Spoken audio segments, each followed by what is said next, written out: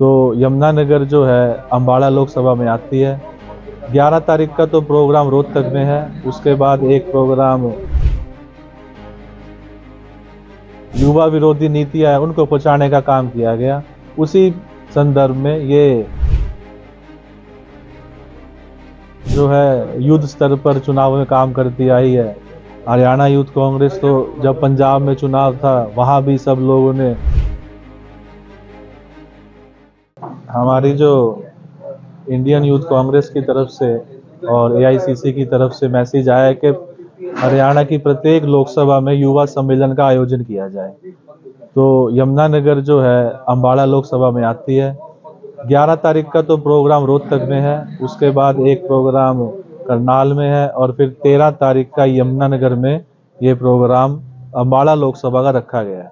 आप जानते ही हैं कि यूथ कांग्रेस का ऑलरेडी एक प्रोग्राम रोजगार दो न्याय दो चला हुआ था, उसके तहत यमुनानगर में एक बाइक रैली का आयोजन भी किया, कई जगह मशाल यात्राओं के आयोजन भी हुए। उससे क्या था कि जन जन तक इस बीजेपी जेजेपी की जो युवा विरोधी नीतियां है उनको पहुंचाने का काम किया गया।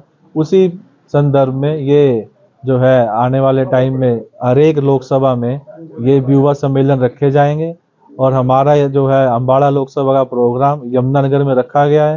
13 तारीख का रखा गया, स्थान अभी आज या कल में डिसाइड हो जाएगा।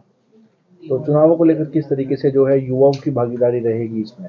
देखो, यूथ कांग्रेस तो हमेशा जो है युद्ध स्तर पर चुनाव में काम करती आई है। हरियाणा यूथ कांग्रेस तो जब पंजाब में चुनाव था वहां भी सब लोगों ने प्रत्येक हल्के में ब्लॉक स्तर पे जा जाके ड्यूटियां निभाई, वहां पे कमेटियां बनाने का काम किया। इसी प्रकार से राजस्थान में चुनाव हुआ है, उत्तराखंड में जहां जहां भी चुनाव हुए यूथ कांग्रेस ने हमेशा अपनी जो है ड्यूटी 100% उससे निभाई है।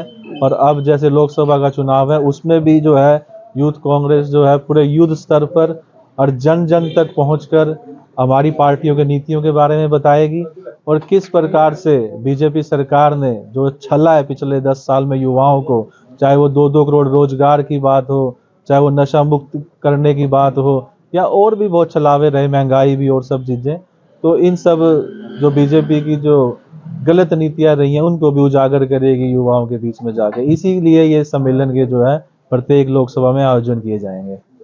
हमारी जो इंडियन यूथ कांग्रेस की तरफ से और एआईसीसी की तरफ से मैसेज आया है कि हरियाणा की प्रत्येक लोकसभा में युवा सम्मेलन का आयोजन किया जाए।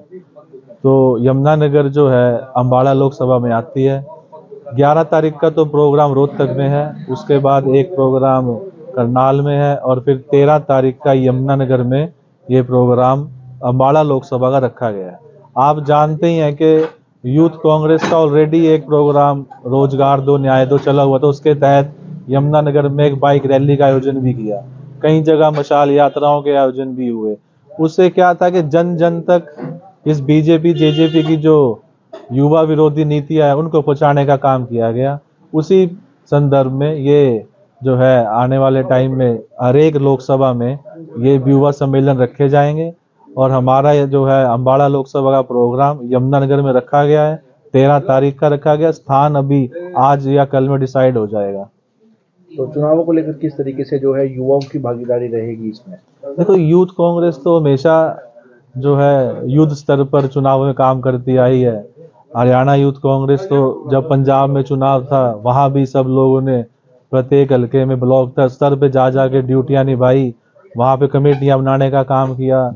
इसी प्रकार से राजस्थान में चुनाव हुआ है, उत्तराखंड में जहां जहां भी चुनाव हुए यूथ कांग्रेस ने हमेशा अपनी जो है ड्यूटी 100% उससे निभाई है।